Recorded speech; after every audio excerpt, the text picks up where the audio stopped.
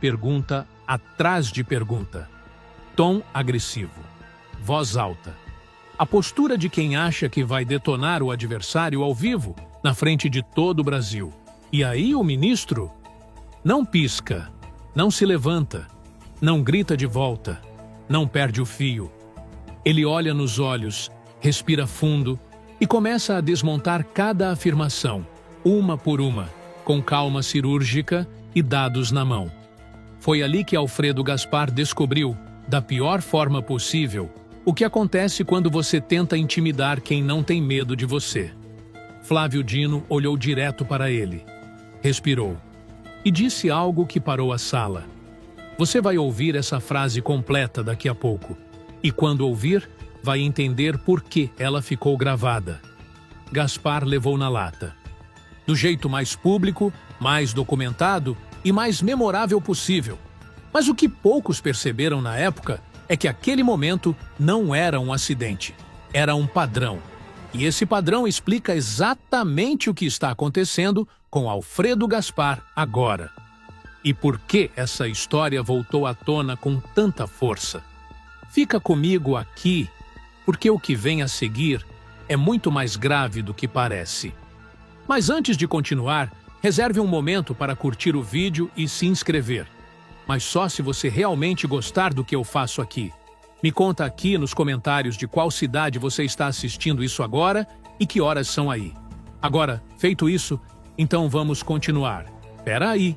Antes de chegar no embate completo, você precisa entender quem é esse homem. Alfredo Gaspar, deputado federal por Alagoas, filiado ao PL, aliado declarado da família Bolsonaro. E, até pouco tempo atrás, uma das vozes mais barulhentas da extrema-direita no Congresso. Você que acompanha a política sabe que Alagoas tem uma tradição pesada de nomes que se apresentam como representantes do povo, enquanto trabalham para outros interesses. Collor foi de lá, PC Farias foi de lá, Arthur Lira foi de lá, e Alfredo Gaspar seguiu esse caminho. Ele foi relator da CPMI do INSS. Sabe o que isso significa na prática? Significa que ele tinha nas mãos o poder de investigar, de apontar culpados, de direcionar o foco das apurações. Era o cargo mais estratégico daquela comissão. Quem controla o relatório final, controla a narrativa. E Gaspar sabia disso. E o que ele fez com esse poder? Construiu um relatório de 5.000 páginas pedindo a prisão do Lulinha. Quebrou sigilos. Usou essas informações privilegiadas para alimentar fake news na imprensa contra adversários políticos. Só que tem um detalhe que a maioria não percebeu na época. As próprias quebras de sigilo que ele conduziu, quando foram analisadas de perto, mostravam o oposto do que ele alardeava. Mostravam inocência, não culpa. Ou seja, ele tinha o documento na mão. Sabia o que estava escrito. E foi para a imprensa com a versão contrária mesmo assim. Isso não é erro, isso é estratégia. O objetivo nunca foi a verdade, o objetivo era o espetáculo. Era manter o adversário na defensiva, desgastar a imagem de quem ele queria atingir e usar o cargo público como ferramenta de ataque político. É o tipo de atuação que funciona enquanto o holofote está apontado para o outro lado. Mas o problema de quem vive jogando luz nos outros é que quando alguém aponta a lanterna de volta, não tem onde se esconder. E enquanto ele apontava o dedo para todo mundo, enquanto ele se apresentava como guardião da moral e dos bons costumes, enquanto ele usava o cargo para atacar adversários com acusações públicas, alguém estava olhando para dentro da casa dele. Antes de continuar com esse vídeo, sabe aquela sensação de saber que algo está errado, mas não conseguir provar? Eu preparei algo para acabar com isso de vez. Tá na descrição desse vídeo e também no primeiro comentário fixado para quem quiser. Bom, agora vamos ao vídeo. Agora você precisa ver o embate completo. Não o clipe de 30 segundos, a coisa toda. Gaspar chegou naquela audiência com uma estratégia clara.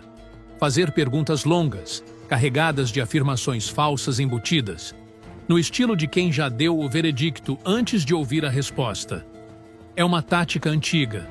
Você mistura uma mentira dentro de uma pergunta, e se o outro não desmontar cada parte, a mentira fica no ar. Só que Dino conhece esse jogo. A primeira pergunta de Gaspar foi sobre a visita ao Complexo da Maré. Ele insinuou que o ministro tinha ido sem escolta policial, uma afirmação que, se verdadeira, seria um escândalo de imprudência. Tom de acusação. Voz de quem já sabe a resposta. Dino respondeu com ironia elegante. Não sei de onde tiraram isso. Você abre o vídeo e vê o quê? Policiais. Não havia escolta policial. Mas havia policiais fazendo o quê? Escolta policial. A sala riu. Gaspar ficou quieto por um segundo. Mas ele não parou. Veio com mais. Corrupção, desarmamento, gestão no Maranhão. Uma metralhadora de acusações, cada uma embrulhada como pergunta. E Dino foi respondendo, sem pressa, sem nervosismo, sobre corrupção. Nós temos operações todos os dias. O que mudou é que a gente não faz mais espetáculo com a dignidade das pessoas. Uma frase só. Reposicionou o governo inteiro, sem precisar atacar diretamente. E deixou claro que combater corrupção não é sinônimo de fazer circo com a vida alheia. Sobre desarmamento, Gaspar tentou insinuar que o ministério era omisso. Dino abriu os números. Apreensões de armas pela Polícia Federal e pela Polícia Rodoviária Federal. Operações acontecendo quase todos os dias, em silêncio, sem transmissão ao vivo, sem palanque. Transformou o ataque em vitrine de resultados concretos. Sobre o Maranhão, Gaspar trouxe à tona uma história antiga sobre a gestão estadual de Dino. A resposta foi direta, sem defensiva, sem rodeio. Dino reconheceu o que era necessário reconhecer e avançou. Não deixou a pergunta virar armadilha. E aí chegou o momento que ninguém esqueceu. Gaspar tentou mais uma vez. Aumentou o tom, insistiu. Dino parou. Olhou direto para ele e disse com voz firme, sem gritar, sem gesticular. Informo ao Senhor, olhando no seu olho. Eu não tenho medo de ninguém, nem de nada. E olha, dito assim, olho no olho, sem piscar. Não tinha resposta possível. Não era fanfarronice. Era a resposta de quem passou anos construindo histórico, vencendo eleições, enfrentando pressão, e nunca recuou. Acabou. Não tinha mais nada que Gaspar pudesse fazer ali. A tentativa de intimidação virou o próprio motivo da humilhação. E o público viu tudo. Dino saiu dali fortalecido. Gaspar, não. E o pior para ele ainda estava por vir. E por falar nisso, tem muita gente que chega nessa conversa sem saber metade do que você já sabe aqui. Se quiser ir ainda mais fundo, dá uma olhada no que eu separei para você, na descrição desse vídeo e também no primeiro comentário fixado. Vamos em frente. Respira fundo aqui, porque o que vem agora é grave. Muito grave. Enquanto Alfredo Gaspar usava o holofote da CPMI para apontar crimes alheios, surgiu uma denúncia contra ele que mudou o nível dessa história inteira. Relatos indicam que Gaspar teria cometido um crime gravíssimo contra uma jovem que, na época, tinha uma idade que, pela lei brasileira, a coloca automaticamente sob proteção absoluta do Estado. No Brasil, a lei é clara quando se trata de crimes dessa natureza praticados contra pessoas nessa faixa etária. Não existe zona cinza, não existe debate. A legislação enquadra diretamente como crime hediondo. Ponto. Independentemente de qualquer outra circunstância. E tem mais. Segundo as denúncias, para não assumir publicamente as consequências do que teria feito, ele teria providenciado o registro de um recém-nascido no nome de um primo. Esse recém-nascido cresceu sem saber quem é o pai de verdade. Anos de mentira. Anos de uma pessoa vivendo uma história que não é a dela. Eu vou ser direto com você. Esse é o ponto mais pesado de tudo que você vai ouvir hoje. Um homem que se apresentou ao Brasil como defensor da família, guardião dos bons costumes, investigador de crimes alheios, agora enfrenta acusações que batem direto no coração do discurso que ele mesmo construiu. O senador Lindbergh Farias e a senadora Soraya Tronic reuniram as provas e encaminharam tudo à Polícia Federal. Não ficaram só nas redes sociais. Foram atrás da instituição certa. A reação de Gaspar? Ameaças? Negação pública? Ação jurídica contra os dois. Tentativa de fazer o Partido Novo pedir a cassação de Lindbergh. Mas uma coisa ele não fez. Não entregou o DNA. E tem um detalhe nessa recusa que diz muito mais do que qualquer declaração pública dele. Vamos combinar uma coisa aqui. Se alguém te acusa publicamente de algo gravíssimo e existe um exame simples, rápido e definitivo que prova sua inocência em 24 horas, o que uma pessoa inocente faz? Faz o exame. Imediatamente. Com prazer. Grita do telhado o resultado. É exatamente isso que Lindbergh falou na tribuna. Uma agulhada, 24 horas, e você prova que não foi você. Mas Gaspar não foi fazer o exame. Em vez disso, foi para as redes sociais ameaçar. Foi contratar advogados para processar quem o denunciou. Foi fazer discurso de vítima. E aí você precisa entender como funciona a lei aqui. No Brasil, crimes dessa natureza não dependem da vítima ir até a delegacia fazer a denúncia. O Estado investiga de ofício. Ou seja, basta que as autoridades tomem conhecimento do fato para que a investigação se inicie, independentemente do que a vítima queira ou não. A matemática do caso é simples. Basta contar os anos desde o nascimento, somar os meses de gestação e chegar à idade que a mãe tinha na época. Isso não é especulação. É aritmética básica. E a Polícia Federal já tem em mãos tudo que Lindbergh e Soraya entregaram. O caso está andando. Olha, na minha análise, a recusa pelo DNA não é estratégia jurídica. É a resposta mais clara que Gaspar poderia dar. Uma pessoa inocente não precisa de estratégia para provar que é inocente. Ela só precisa de uma agulha e de 24 horas. Se você chegou até aqui, deixa o like agora. Isso ajuda demais o canal a continuar trazendo esse tipo de análise para você. Enquanto Gaspar se enrola com ameaças e silêncios, do outro lado do país, outro nome do mesmo campo político estava afundando pelo mesmo motivo. A verdade veio à tona. Gaspar e Flávio Bolsonaro estão no mesmo campo político. Fazem parte da mesma estrutura, do mesmo projeto, do mesmo discurso de Deus, pátria e família. E na mesma semana, os dois viram a verdade bater na porta de formas diferentes. Porque enquanto o caso de Gaspar explodia nas redes, Flávio Bolsonaro estava nos Estados Unidos fazendo um discurso que muita gente não perdoou, nem dentro da própria direita. O que ele foi dizer lá? Que as terras raras do Brasil são a solução para a independência americana da China. Que os Estados Unidos vão poder construir chips de inteligência artificial, caças, submarinos, radares, com os minerais do subsolo brasileiro. Você que trabalha e paga imposto, entendeu o que ele estava oferecendo? Não era parceria, era entrega. O Brasil como fornecedor de matéria-prima para o projeto geopolítico americano. Sem geração de empregos aqui, sem tecnologia ficando no país, sem soberania, o tipo de acordo em que um lado leva tudo e o outro fica com o título de aliado estratégico, que na prática não vale nada. E ele foi além. Deixou claro que, se eleito presidente do Brasil, faria tudo que Trump pedisse. Tudo.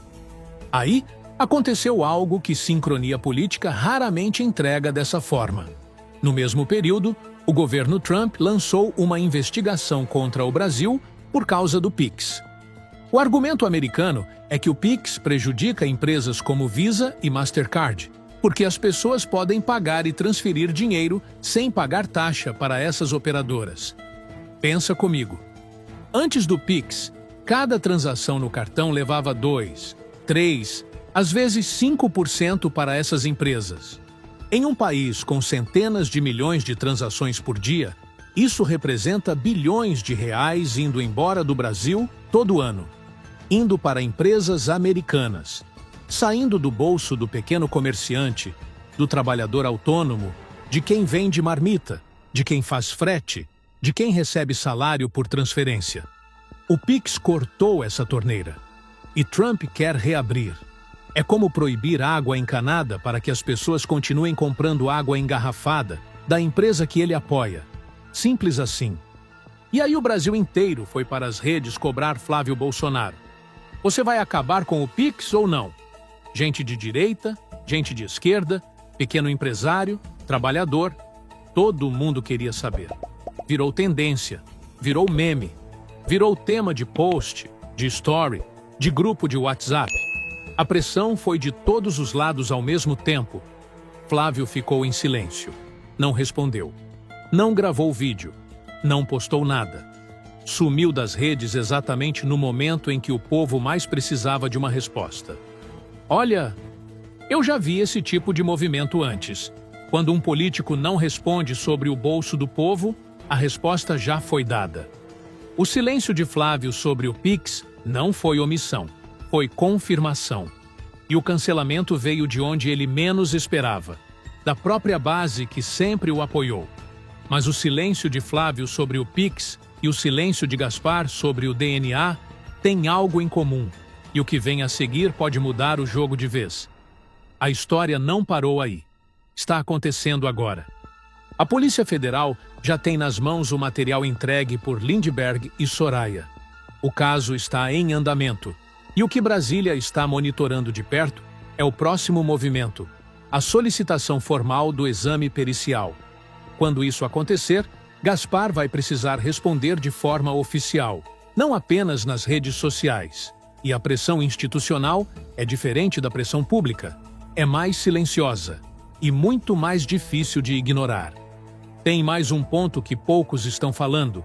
Gaspar era o relator da CPMI do INSS. O relatório de 5.000 páginas que ele construiu para acusar adversários pode agora ser analisado com um novo olhar. Quem investigava os outros está sendo investigado. E o material que ele produziu, as quebras de sigilo que ele conduziu, as narrativas que ele construiu, tudo isso agora passa a ser visto sob a lupa de quem quer entender os reais interesses por trás daquela comissão.